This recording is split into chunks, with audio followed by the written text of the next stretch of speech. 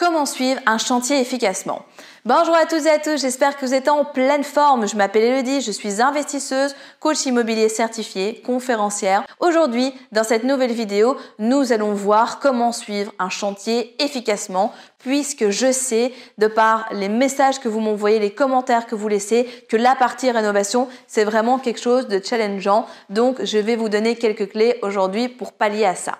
Avant d'aller plus loin, abonnez-vous à la chaîne YouTube, partagez la vidéo si vous pensez qu'elle peut aider quelqu'un et surtout si vous souhaitez réaliser votre premier investissement ou passer au niveau supérieur dans vos investissements. Rendez-vous dans la description, vous allez retrouver toute une série de liens pour qu'on aille plus loin ensemble, que ce soit avec moi ou un membre de mon équipe et de faire de vos projets immobiliers un succès.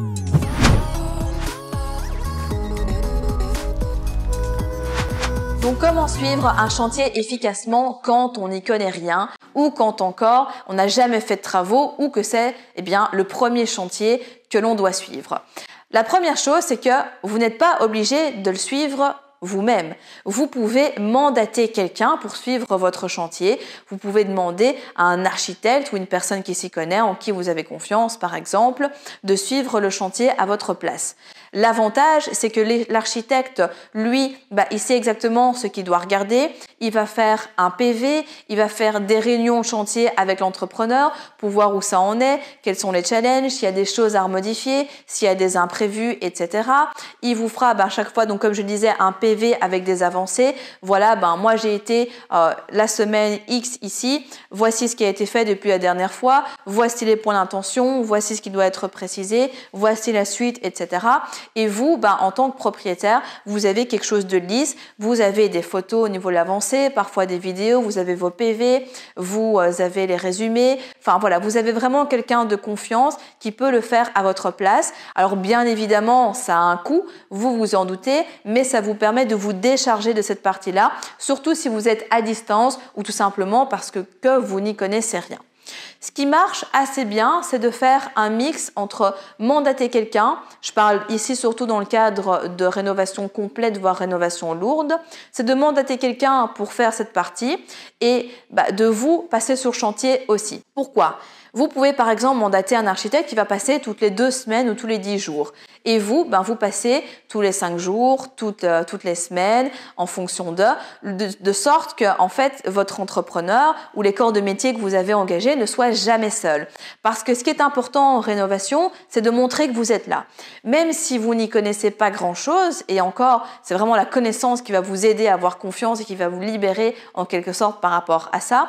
Mais le fait d'être là, de regarder ce que les gens font, se dire « Ah, tiens, là, ça m'a l'air pas bien. Tiens, qu'est-ce que c'est là ?» à poser des questions ou juste placer des petits mots comme ça, plutôt techniques près de l'entrepreneur. Il va se dire, ok, bon, là, le propriétaire, là, il regarde un petit peu ce que je suis occupée de faire.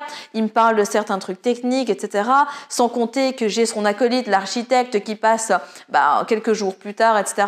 Donc, je suis surveillée, donc je peux pas faire n'importe quoi. Pour vous, ça va être une source d'apprentissage puisque forcément, vous allez apprendre plein de choses sur le terrain. Vous allez pouvoir ressortir plus confiant aussi puisque forcément, vous aurez donc vécu certaines choses, vous allez pouvoir en discuter, faire un partage d'informations, etc. Et aussi, ça permettra d'avoir vraiment un bon suivi et de renforcer le sérieux de votre entrepreneur. Si déjà il a été bien sélectionné et qu'en plus vous faites un suivi de chantier efficace, c'est vraiment bon signe pour la suite parce que ça veut dire que au moins vous lui laissez de la liberté, de la marge, au plus la personne fera attention à ce qu'elle va faire puisqu'elle saura que de toute façon vous serez sur son dos. Si par contre vous souhaitez faire ce suivi de chantier tout seul, c'est bien évidemment possible, surtout dans le cadre de rafraîchissement dans lequel il n'y a pas des grosses rénovations à faire. C'est quelque chose que vous pouvez faire vous. Vous pouvez convenir de réunions de chantier avec l'entrepreneur ou la personne responsable pour faire le point, plusieurs fois par semaine si vous le souhaitez, une fois par semaine ou une fois par jour si c'est des corps de métier qui sont externes, que c'est pas quelqu'un qui gère tout en interne, donc qu'on appelle une entreprise de rénovation générale. Faire des suivis de chantier, des PV, tout ça vous savez le faire vous-même. Mais si vous avez des stress ou que vous êtes sur des grosses rénovations où il y a beaucoup de techniques, de grosses œuvres, etc., alors effectivement, c'est intéressant. Si vous n'avez pas les capacités, le background pour le faire, demandez à un architecte ou une personne externe pour le faire. Et je vous dis vraiment une manière de faire qui fonctionne extrêmement bien, c'est le binôme architecte / quelqu'un de confiance plus vous, où là vous allez vraiment envoyer du lourd, la personne va faire vraiment attention à ce qu'elle fait et vous aurez vraiment une des meilleures rénovations possibles grâce à cette partie-là entre autres.